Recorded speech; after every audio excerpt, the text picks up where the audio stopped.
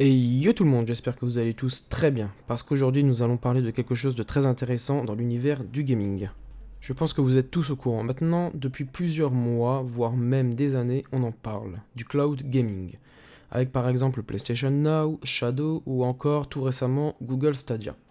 Mais il y a maintenant une semaine, un nouvel acteur du cloud gaming s'est lancé, et non des moindres, Nvidia. En effet, Nvidia, grand fabricant de cartes graphiques pour nos PC, a enfin lancé son service, le GeForce Now. Alors oui, ce n'est pas nouveau. Oui, ce service existait déjà avant, sauf que jusqu'à maintenant, c'était une version bêta. Et maintenant, Nvidia se lance avec une offre payante de son produit. Alors vous allez me dire, mais Babar, c'est quoi les tarifs de leurs offres maintenant? Eh bien c'est simple.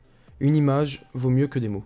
Nvidia propose deux offres actuellement. La Founders Edition à 5,49€ par mois, et une autre que pour le moment, aucun de ses concurrents ne propose. Même Stadia, qui avait pourtant assuré vouloir mettre en place le même système, ne l'a toujours pas mise en place. Une offre gratuite. Bien évidemment, tout n'est pas si simple.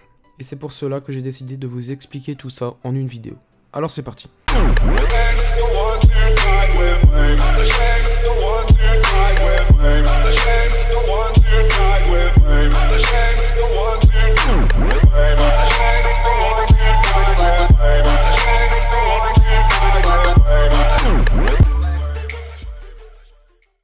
Comme vous avez pu le voir dans le titre de la vidéo, ce sera un comparatif entre les services fournis d'un côté par Google Stadia et de l'autre côté par Nvidia GeForce Now.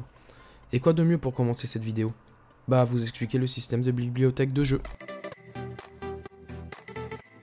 Tout d'abord, le système de Google Stadia. C'est assez simple. C'est à Google d'intégrer les jeux vidéo et à vous de les acheter sur leur plateforme. En gros, c'est comme un magasin dématérialisé qu'on retrouvera sur n'importe quelle console de salon. Sauf qu'ici, la console, c'est Google Stadia. Cependant, certains jeux sont tout de même fournis gratuitement. Enfin, gratuitement. C'est un bien grand mot. Pour les avoir, il faudra bien sûr être abonné à leur service. Seuls les Stadia Pro auront la chance d'avoir ces jeux gratuits pour la modique somme de 10€ par mois. Tous les jeux achetés seront disponibles immédiatement et en un seul clic, et prennent automatiquement votre sauvegarde. Vous pourrez aussi reprendre une partie en cours sur n'importe quel écran juste en vous connectant à votre compte Google sur cet appareil. Au contraire, pour Nvidia GeForce Now, le principe est un peu plus compliqué que ça. Le service proposé par Nvidia se base sur votre bibliothèque de jeux sur votre compte Steam, Uplay ou encore Blizzard, et peut-être plus tard l'Epic Game Store également. Du coup, pour vous expliquer concrètement en quoi ça consiste, si le jeu que vous possédez déjà est présent sur GeForce Now, vous pouvez y jouer sans y mettre un sou de votre poche, sauf pour l'abonnement de 5,49€ par mois si vous voulez le prendre. Cependant, il y a une petite subtilité à tout cela. En effet, certains jeux sont listés dans l'interface du service et sont pré-optimisés par Nvidia pour un usage sur toutes les plateformes qu'ils supportent. Pour les jeux qui ne seront pas dans la liste, il vous suffira de vous connecter à votre compte Steam et choisir le jeu auquel vous voulez jouer, mais la configuration de jeu vous reviendra automatiquement. Il vous faudra donc télécharger le jeu en question sur le serveur pour pouvoir y jouer. On peut donc dire que la bibliothèque fournie par Nvidia GeForce Now est plus conséquente que celle fournie par Stadia, puisque c'est tout simplement les jeux que nous possédons déjà sur notre compte Steam. C'est sûrement le gros point fort à noter entre les deux services, mais il y en aura d'autres que je vous donnerai dans cette vidéo. Passons maintenant au point suivant, la qualité du streaming des différents services.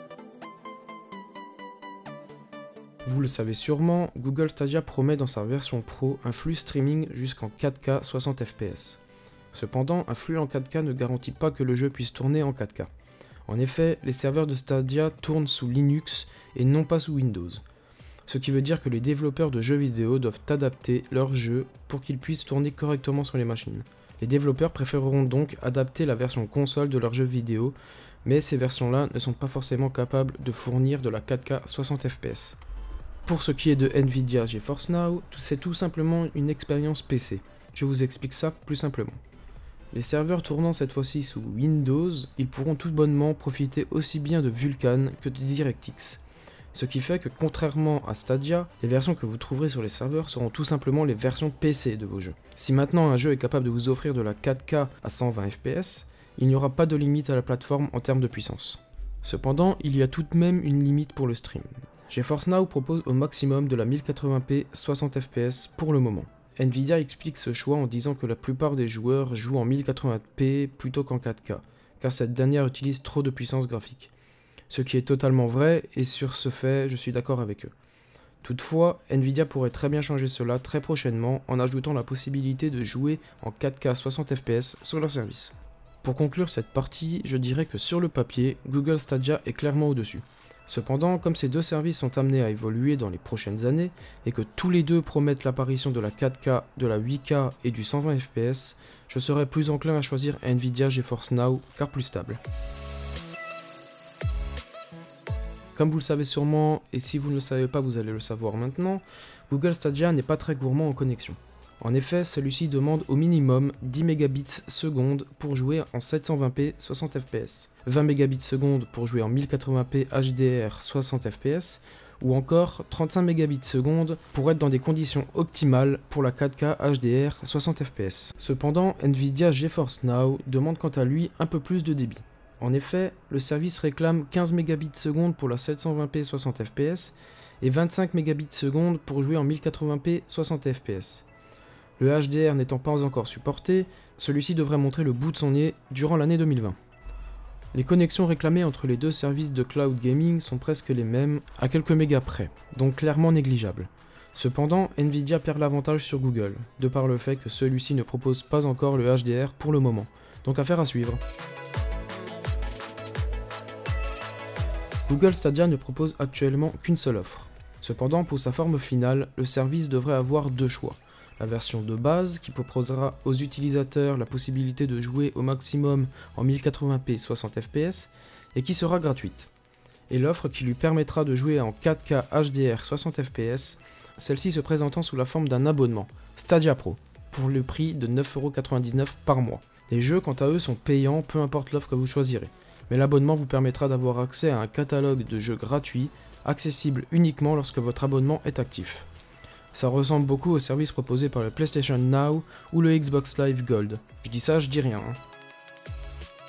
Les offres de Nvidia GeForce Now sont différentes. En effet, celui-ci propose également une offre gratuite nous permettant de jouer en 1080p 60 fps, mais seulement sur une session d'1 heure.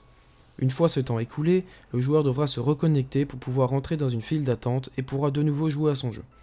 Après quelques recherches, Nvidia explique son choix de mettre une limite de temps. En effet, celui-ci a décidé d'utiliser les données reçues pendant que le service était en bêta, et Nvidia nous dit que la plupart des joueurs jouaient sur des sessions de moins de 45 minutes, et que de ce fait, ça ne sera pas gênant. GeForce Now nous propose également une offre payante, celle-ci est actuellement à 5,49€ par mois. Cette offre vous permettra quant à elle d'éviter la file d'attente et de jouer pendant des sessions de 6 heures d'affilée. Rajoutons aussi la présence du Ray Tracing qui est indisponible sur l'offre gratuite. A noter également que pour le moment, Nvidia est le seul à proposer ce genre de graphisme en cloud gaming, ce qui leur laisse une longueur d'avance sur leurs concurrents.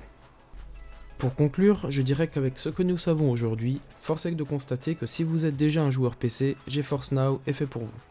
En effet, la plateforme de Nvidia vous permettra tout simplement de prendre vos jeux vidéo avec vous, où vous voulez, sur n'importe quelle machine. Cependant, Google Stadia est d'une simplicité extrême, et c'est ce qui fait sa force. Face à GeForce Now qui pourrait faire peur aux utilisateurs par le fait de devoir passer par Steam dans un cloud et gérer sa bibliothèque comme on le ferait sur PC, Stadia nous propose juste un simple clic pour lancer nos jeux sans nous soucier de la configuration graphique. Technologiquement, les deux services se valent pour la plupart d'entre nous, mais les joueurs exigeants comme moi préféreront GeForce Now à Stadia pour le moment. D'autant plus que c'est la seule plateforme à proposer un service gratuit pour le moment, ce qui n'est pas encore le cas de Google Stadia. Bon, eh bien, ce sera tout pour cette vidéo, j'espère qu'elle vous aura plu. Si c'est le cas, n'oubliez pas le petit pouce en l'air, ça fait toujours plaisir. N'oubliez pas de vous abonner si ce n'est pas déjà fait, histoire de nous suivre dans nos prochaines vidéos. C'était Babar pour vous servir, et on se retrouve dans une prochaine vidéo. Ciao tout le monde.